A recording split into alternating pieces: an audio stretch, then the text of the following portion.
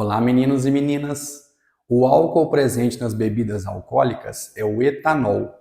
Quando uma pessoa ingere o etanol, ele é convertido no fígado em acetaldeído, para que possa ser eliminado através da excreção.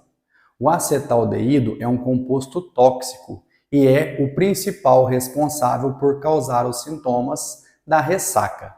Se vocês querem aprender mais a respeito desses assuntos e saber química orgânica, vem comigo. Eu sou o professor Gustavo e sugiro que vocês assistam essa aula até o final.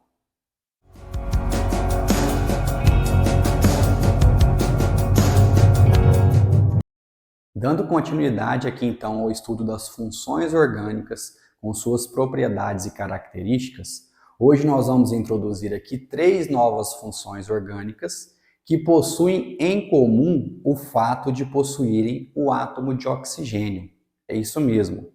Nós já estudamos então, fazendo uma recapitulação aqui, os hidrocarbonetos, que são compostos que possuem apenas carbonos e hidrogênios, e os aletos de alquila, ou aletos orgânicos, que é uma função que possui halogênios, que são átomos da família 7A, presentes ali na cadeia principal, ligado a carbono. Tudo bem? Os halogênios, trazendo como exemplo, nós podemos ter o flúor, o cloro, o bromo, o iodo. Esses são os halogênios. Agora, nas funções que nós estudaremos hoje, nós temos a presença do átomo de oxigênio. E a primeira coisa que a gente precisa fazer aqui é reconhecer uma estrutura e denominar as funções orgânicas que estão presentes. O que os meus alunos mais têm de dificuldade, e eu espero sanar essas dúvidas aqui nessas aulas, é em reconhecer funções orgânicas. A gente precisa criar o hábito e ter o olho clínico de olhar para uma estrutura e reconhecer as principais funções que estão ali dentro, para que a gente possa dar sequência nas características, nas propriedades, nas reações químicas que esses compostos realizam ou que esses compostos participam. Então vamos aqui às funções álcoois, fenol e éter. Então a função álcool, fenol e éter possuem em comum o fato de ter a presença do átomo de oxigênio. Mas o átomo de oxigênio não está igual nessas 3 funções e elas possuem características físico-químicas diferentes devido a esses aspectos. Vamos então à primeira função, que é álcool. O que é um álcool do ponto de vista da química orgânica? Aqui nós temos a presença de uma hidroxila. O que é uma hidroxila? Oxigênio ligado a hidrogênio. Então, todas as vezes que eu tenho oxigênio ligado a hidrogênio de forma direta, nós temos a função ou a presença da estrutura conhecida como hidroxila. Se essa hidroxila estiver ligada a um carbono, e se esse carbono for um carbono tetraédrico, ou seja, um carbono com a hibridização sp3, trocando em miúdos, um carbono que faz apenas ligações simples, que está saturado, nós temos a presença da função orgânica álcool. Esse primeiro carbono, vizinho à hidroxila, precisa ser um carbono saturado, porque nós temos outras funções orgânicas onde esse carbono tem a presença de uma dupla que não é função álcool. Os outros carbonos que aparecem depois ali na cadeia, não importa se eles têm saturações presentes, tudo bem? Mas esse carbono aqui da hidroxila precisa ser saturado, precisa ser um carbono sp3. Nessas condições, nós teremos sempre álcoois presentes, ok? Quando a gente tem de novo a hidroxila, mas reparem que agora a hidroxila está ligada de forma direta a um anel aromático, ao anel benzeno. Nesse caso, nós não temos mais um álcool, porque reparem que esse carbono que está ligado ao oxigênio, ele não é mais um carbono sp3, agora ele é um carbono sp2, ele é um carbono insaturado com uma dupla ligação. E aí, nesse caso, não vai ser mais função álcool, vai ser função fenol. Então, os fenóis é quando nós temos a hidroxila ligada diretamente ao anel aromático. Cuidado, se tiver algum outro ligante aqui, por exemplo, um CH2, e ligado a esse CH2 eu tiver uma hidroxila, já volta a ser um álcool. Então, para ser fenol, a hidroxila tem que estar diretamente ligada ao anel aromático. E as características dos fenóis é diferente das características, né? São diferentes das características dos álcoois. O álcool que eu trouxe de exemplo para vocês aqui é o etanol, que é o álcool que eu expliquei na introdução, que está presente nas bebidas alcoólicas. E aqui foi o fenol mais simples que nós possuímos, que é o benzenol. Tudo bem? E, por último, das três funções que nós estamos estudando hoje, nós temos a presença de um éter. Cuidado para não confundirem éter com éster. Éster é uma outra função orgânica muito importante que nós estudaremos mais adiante. Aqui nós estamos lidando com éter. O que é um éter do ponto de vista da química orgânica? É quando eu tenho um oxigênio ligado por ligação simples a duas cadeias carbônicas. O oxigênio faz duas ligações para se estabilizar aqui, respeitando a regrinha do octeto. Então, quando ele está ligado a dois carbonos vizinhos, na direita e na esquerda, nós temos a função orgânica éter, que já são compostos que têm características diferentes dos fenóis e diferente dos álcoois. Antes de passar aqui para a nomenclatura, eu queria lembrar também que além do fenol, além da função orgânica fenol, quando nós temos esse carbono fazendo uma dupla ligação aqui, ó, o carbono vizinho hidroxila fazendo uma dupla de uma cadeia aberta, nós temos aqui a presença de uma função que é pouco difundida, mas que é muito importante, por exemplo, lá na bioquímica, que é a função orgânica enol. Então, enol é quando a gente tem uma hidroxila ligada a um carbono insaturado ligado a um carbono sp2. Por isso, a exigência de ter esse carbono sendo saturado e a hibridização sp3 para que seja um álcool. Tudo bem? Bom, depois que a gente já reconheceu as estruturas químicas, que a gente já está apto a reconhecer essas três funções, além das demais que nós já estudamos, agora a gente precisa dar a nomenclatura para esses compostos. Para dar a nomenclatura, nós continuamos respeitando a regrinha da IUPAC. Então, na regrinha da IUPAC, nós temos sempre três constituintes.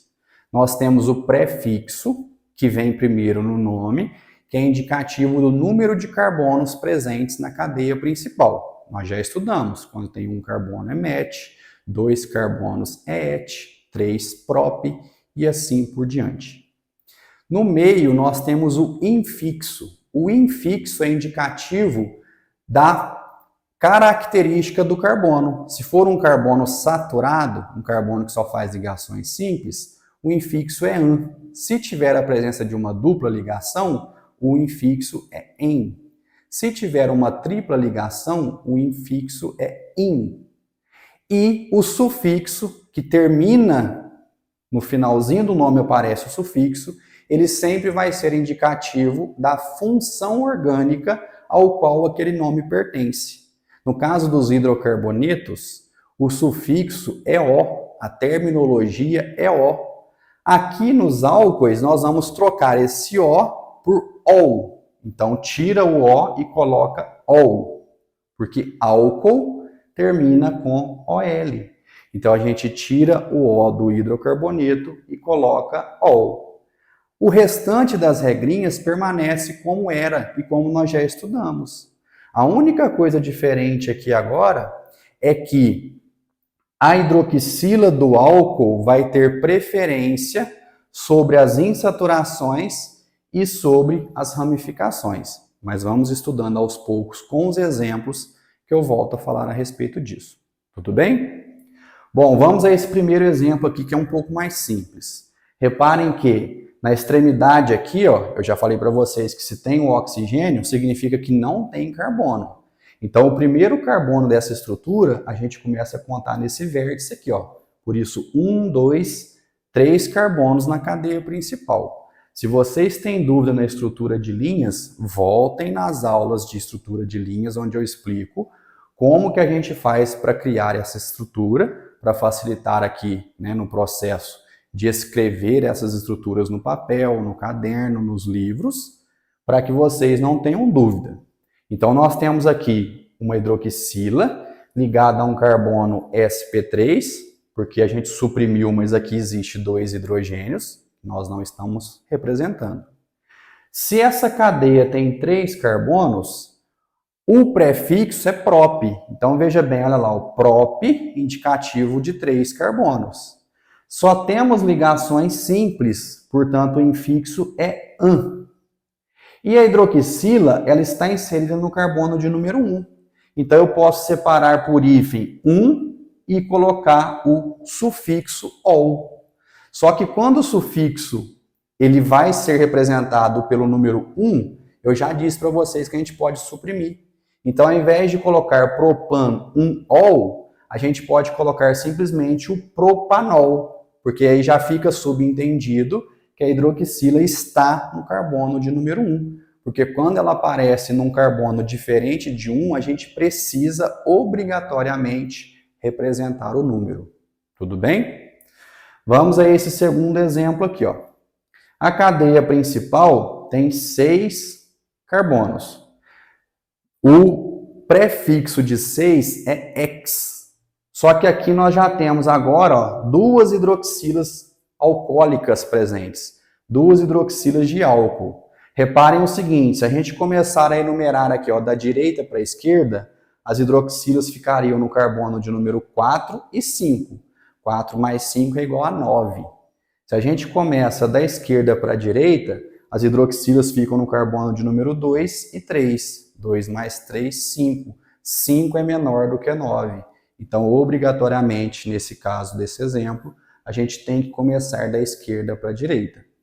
Então, olha lá, ex, indicativo de 6 carbonos na cadeia principal, somente ligações simples an, separado por hífen 2,3, que são as posições da hidroxila, di, porque são 2, ol. Portanto, hexan 2,3 diol é o nome desse composto, respeitando a regrinha da IUPAC. Veja esse outro composto. É um composto cíclico. Nós possuímos aqui um ciclo, mas não é o benzeno. Não tem insaturações intercaladas. Então, esse carbono aqui, ó, é um carbono tetraédrico, portanto, essa hidroxila é uma hidroxila alcoólica. Pertence à função orgânica álcool. Então, vamos lá. Ó. 6 carbonos presentes no ciclo seria o ciclo hexano. Só que possui 2 ramificações e a presença da hidroxila. Como a função álcool agora tem preferência, obrigatoriamente a gente tem que considerar o carbono da hidroxila como sendo o carbono de número 1. Portanto, as insaturações ficam no carbono 3 e 4. Por que 3 e 4? Porque se eu começasse a contar aqui, ó, 1, 2, 3, 4, 5, ficariam no carbono 4 e 5, que daria 9. Aqui é 3 e 4, que dá 7. 7 é menor do que 9. Portanto, 3,4 dimetil, porque são 2 radicais metil, ciclo hexan, porque só tem ligações simples, ou sufixo de álcool, da função álcool. Portanto, 3,4 dimetil, ciclo hexanol. E por fim, uma outra estrutura que a gente tem em saturação e a presença de um radical. Esse radical é o isopropil que nós já estudamos. E aqui nós temos a insaturação. Até este momento aqui, a insaturação ela tinha preferência sobre todas as outras características. Agora não mais. Agora o que tem preferência é a hidroxila do álcool, é a função orgânica álcool. Então, obrigatoriamente, nós temos que começar a enumerar essa cadeia da direita para a esquerda. Portanto, a hidroxila alcoólica está no carbono de número 2, o grupo isopropil está no carbono de número 4 e a insaturação ela está no carbono de número 6. Lembram que é onde começa, como começa no carbono 6 e termina no 7, a gente sempre vai colocar pelo carbono que inicia a insaturação. Primeira coisa que a gente faz é colocar aqui a presença do radical, portanto 4-isopropil. Reparem que a cadeia principal tem 7 carbonos, portanto ept. Nós retiramos o H aqui para ficar mais palatável, né, para ficar mais fácil de pronunciar aqui a palavra. Portanto, 4-isopropil ept. No carbono de número 6, a gente tem uma insaturação, portanto, 6-en. Esse en é o infixo indicativo da dupla. 2-ol. Por que 2? Porque a hidroxila do álcool está no carbono de número 2. Portanto, 4-isopropil ept 6-en-2-ol é o nome desse composto, é o nome desse álcool. Não é tão simples, mas como eu disse para vocês, nomenclatura é treinamento. A gente precisa treinar cada vez mais, resolver exercícios para que possa fixar e entender esse conhecimento. No caso dos éteres, né, dessa função orgânica éter, nós sempre vamos ter uma cadeia carbônica do lado esquerdo e uma cadeia carbônica do lado direito. Qual que é a regrinha da IUPAC? Nós vamos pegar aqui a cadeia que tem a menor quantidade de número de carbonos, sempre vai ser a menor, e nós vamos juntá-la com o oxigênio. E aí eles vão passar a ser um radical alcox, né? Uma cadeia alquílica junto com o oxigênio. Então vai ter aqui um radical alcox. Como que a gente dá a nomenclatura? Reparem aqui, ó, CH3 é o grupo metil, seria o radical metil. Como ele está como radical alcox, eu retiro o il e coloco ox no lugar. Então, ao invés de metil, fica metox. Olha aqui, ó, metox. E o restante da cadeia eu vou considerar como se fosse um hidrocarboneto. Esse CH3 aqui, ó, se tivesse o outro hidrogênio que foi retirado, seria o grupo metano. Então, eu vou considerar o hidrocarboneto metano. Portanto, o radical alcox vem primeiro no nome e depois o hidrocarboneto correspondente. O hidrocarboneto correspondente aqui é o metano. Portanto, o nome desse composto é metox-metano. Tudo bem? Então, nós pegamos aqui a cadeia que tem a menor quantidade de carbono e consideramos como radical alcox. No começo parece complicado, mas basta a gente treinar. Vamos a esse exemplo aqui do lado, ó. A cadeia do lado esquerdo tem apenas um carbono, tem apenas o CH3. A cadeia do lado direito tem 1, 2, 3 carbonos. Então, nós vamos pegar a menor delas, juntar com o oxigênio e considerar como um radical alcox, que é, de novo, o metox. E quando nós temos 3 carbonos, é o hidrocarboneto propano, portanto, metox-propano. Olha só, metox-propano é o nome desse éter. Tudo bem? E por fim, nós vamos aqui nessa última estrutura. Reparem que tem do lado esquerdo 1, 2 carbonos presentes, enquanto que do lado direito nós temos um anel aromático, o benzeno. O benzeno tem 6 carbonos. 6 é maior do que 2. Então eu vou juntar esses 2 carbonos ao oxigênio e considerá-los como radical alcox. Esse radical aqui agora é o etoxi, porque o grupo com 2 carbonos é o etil. Eu retiro o il do nome e ponho ox no lugar. Então, ao invés de ser etil, será etoxi. E o hidrocarboneto aqui do lado direito é o benzeno. Portanto, etoxi-benzeno.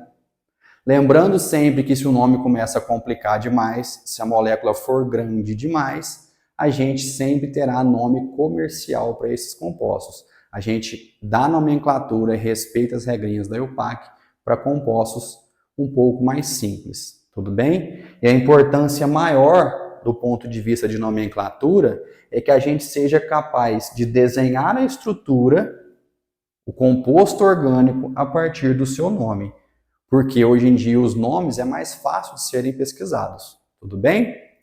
E com relação aos fenóis, ou ao fenol, né, a função orgânica fenol, por que eu não trouxe a nomenclatura aqui?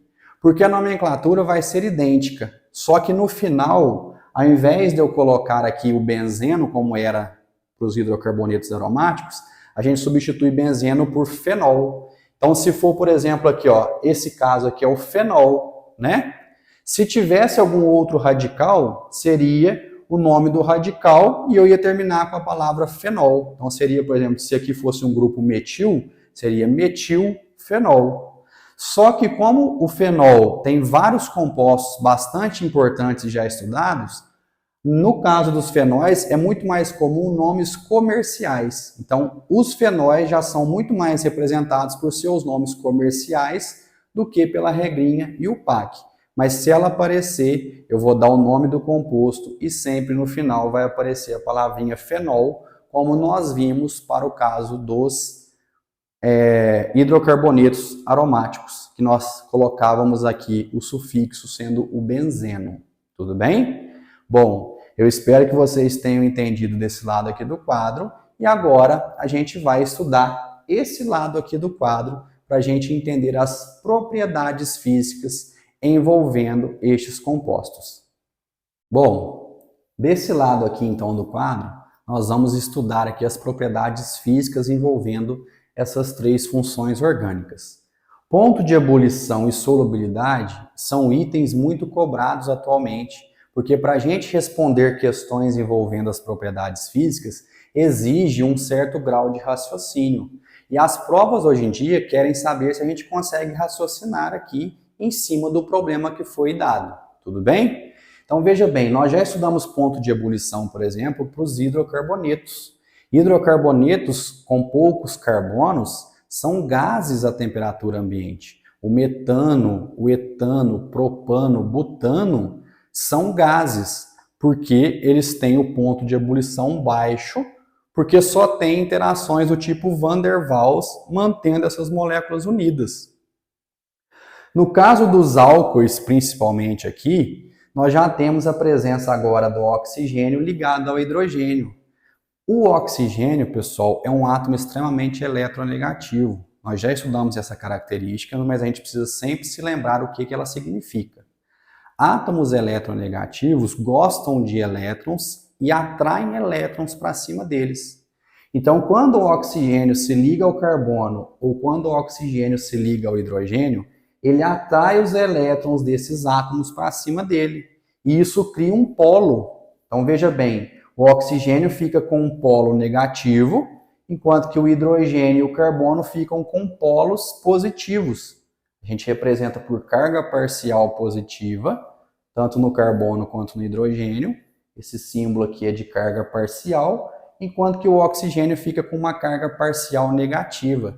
Os hidrocarbonetos são apolares porque eles não têm diferença de polaridade. Aqui não, aqui já acontece. E nós já sabemos e já estudamos também que quando nós temos hidrogênio ligado a átomos eletronegativos, como o caso aqui do oxigênio, que é o segundo átomo mais eletronegativo da tabela periódica, só perde para o flúor, nós temos a possibilidade de formação de uma nova interação que nós não tínhamos estudado ainda, que é uma interação muito forte, conhecida como ligação de hidrogênio. Então reparem esse exemplo que eu trouxe aqui, ó. Esse aqui é o metanol, é o álcool mais simples que nós temos, é um álcool tóxico. O metanol faz ligação de hidrogênio com outros metanóis, com outras estruturas do metanol que estão dentro do mesmo frasco. Então, devido a essa ligação de hidrogênio que acontece, que é uma interação forte, os álcoois com poucos carbonos, os álcoois de massa molecular pequena, são líquidos à temperatura ambiente. Então, o metanol, o etanol, o propanol, o butanol são álcoois que à temperatura ambiente são líquidos. Por quê? Para a gente passar esses álcoois para o estado de vapor, a gente precisa fornecer muito mais energia do que o que é necessário para os hidrocarbonetos. Por isso que passar do estado líquido para o estado gasoso ou de vapor é muito mais difícil para os álcoois do que para os hidrocarbonetos. Então, fazendo uma comparação aqui entre os compostos, eu trouxe o pentano. Reparem que o pentano tem 5 carbonos e é um hidrocarboneto. O ponto de ebulição, a temperatura de ebulição do pentano é 36 graus Celsius. A partir de 36 graus Celsius, o pentano já está no seu estado de vapor. Então, olha, a temperatura de ebulição dele é baixa. Olhem os outros dois exemplos que eu trouxe agora, já são álcoois. Esse aqui é o butanol, com 4 carbonos, e esse é o pentanol, com 5 carbonos. Reparem que o pentanol tem o mesmo número de carbonos que o pentano, e o butanol tem 1 carbono a menos. Mas o fato de ter essa hidroxila e da hidroxila possibilitar aqui interações do tipo ligação de hidrogênio intermolecular. O que significa isso? Entre as próprias moléculas, tanto do butanol quanto do pentanol dentro do frasco, já faz com que o ponto de ebulição do butanol seja 117 graus Celsius, enquanto que do pentanol é 138 graus Celsius. Ou seja, nem se a gente colocar o butanol a temperatura de fervura, que é 100 graus, ele não passa do estado líquido para o estado sólido, para o estado de vapor, porque o ponto de ebulição dele é extremamente alto devido à presença dessas ligações de hidrogênio. Tudo bem? Então, quando a gente pensa nos álcoois em relação aos hidrocarbonetos, eles têm ponto de ebulição muito mais altos, porque ele já tem a possibilidade de ligação de hidrogênio. Quando a gente pensa no fenol, ele também tem a possibilidade de ligação de hidrogênio. Então, as características físicas, o ponto de ebulição dos fenóis é mais ou menos comparável ao ponto de ebulição dos álcoois. Tudo bem? Com relação à solubilidade, veja bem, a gente está testando aqui a solubilidade em água, né? Então, quando a gente fala de solubilidade, a gente está pensando se mistura ou não com a molécula de água. Os hidrocarbonetos não são muito solúveis em água. Por quê? Porque eles são compostos apolares, enquanto que a água é um composto polar. Já nos álcoois, que tem também polaridade, por conta da presença desse oxigênio, eles têm muito mais afinidade pela água. Então, reparem que a gente tem a molécula da água, aqui a gente tem a molécula da água. Se a gente coloca o metanol, que é o mesmo álcool do exemplo de cima aqui, para solubilizar na água, ele vai se solubilizar completamente, ele se mistura completamente com a água, porque conseguem fazer ligações de hidrogênio. Agora aqui está fazendo entre a molécula do álcool e a molécula da água. Portanto, álcoois pequenos, álcoois com poucos carbonos, são 100% solúveis em água. Agora, álcoois de cadeia carbônica extensa, como exemplo esse aqui que eu trouxe, que tem 9 carbonos ou mais, eles já começam a apresentar uma característica maior em relação à sua cadeia carbônica. Então, a característica apolar começa a falar mais alto. E aí, eles não são muito solúveis em água, porque eles têm um impedimento físico, um impedimento estérico, e a água não consegue chegar aqui e solvatar esses compostos, esses álcoois grandes, portanto, eles são também menos solúveis na água. Tudo bem? Para finalizar aqui em relação às propriedades físicas, vamos discutir aqui o caso do éter. Repara que no caso do éter, ele tem o oxigênio, que causa essa diferença de polaridade em relação ao carbono, só que o oxigênio do éter não tem hidrogênio presente. Então, a ligação de hidrogênio que acontece para álcoois e para os fenóis não ocorre para os éteres. Então, o éter consegue aqui, se unir ao outro éter dentro do frasco, por exemplo, por uma ligação conhecida como dipolo-dipolo ou dipolo permanente, que é uma interação mais forte do que Van der Waals, mas é uma interação mais fraca do que a ligação de hidrogênio. Então, quando a gente compara os éteres com os hidrocarbonetos, eles têm uma característica mais próxima dos hidrocarbonetos, do ponto de vista do ponto de ebulição, do que com os próprios álcoois. Porque álcool tem o ponto de ebulição mais alto, porque fazem ligação de hidrogênio. O éter só consegue fazer aqui interações do tipo dipolo permanente. Tudo bem? A solubilidade dos éteres, elas são parecidas com os álcoois, só que os éteres são muito utilizados como solventes, e muitas das vezes solventes orgânicos devido à sua densidade. Mas é um assunto que nós discutiremos em outros momentos quando a gente for falar de reações químicas. Tudo bem? Só para finalizar essa aula e não ficar dúvida nenhuma, reparem que do butanol para o pentanol, a gente só aumentou um carbono, só um grupo CH3 que foi inserido no pentanol, que não existia no butanol. E a temperatura de ebulição já saltou de 117 para 138. Por que que isso ocorre? Porque nas moléculas orgânicas, além da ligação de hidrogênio que pode ocorrer aqui, ó, entre as hidroxilas dos álcoois, nós temos que lembrar que tem uma outra interação conhecida como Van der Waals, que acontece entre o carbono dessa molécula e da outra molécula. Então, quanto mais carbonos a gente tem, mais interações de Van der Waals são feitas. Então, no caso do pentanol, ele tem uma corda a mais, ele tem uma interação a mais de Van der Waals do que o butanol consegue fazer. Portanto, o ponto de ebulição dele é maior do que do butanol. E se fosse aqui o hexanol, ou o heptanol, ou o octanol, o ponto de ebulição ia aumentando cada vez mais, porque a gente está sempre aumentando um carbono, sempre aumentando a possibilidade de uma interação do tipo Van der Waals. Por isso que a temperatura de ebulição também sobe. Tudo bem?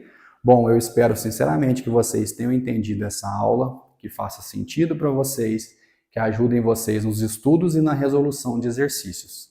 Se a aula chegou até você e está te ajudando de alguma forma, deixe seu like, se inscreva no canal e divulgue para que cada vez mais pessoas tenham acesso a este conteúdo.